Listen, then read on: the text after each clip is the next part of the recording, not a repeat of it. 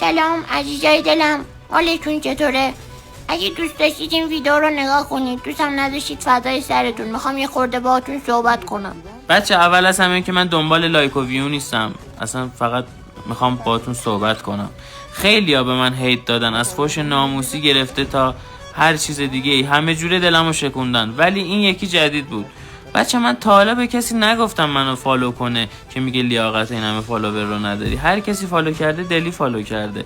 همه هم میدونن با شرایط مریضی و مشکلاتی که دارم به زور میام یه ویدئویی آپلود میکنم، فقط دلی، فقط به خاطر اینکه یک ثانیه یک لبخند رو لب خواهر برادرام بیارم، اونم با این شرایط سخت مملکت که هر روز همه چی داره بدتر میشه. من هیچ وقتم پوز فالوور ندادم، همیشه هم گفتم مثل خانوادم میمونید کنارمید، مدیونتونم، هر جایی که هستم مدیون تک تک شما هم. ولی انقدر چیری دلمو نشکنید ناموسن.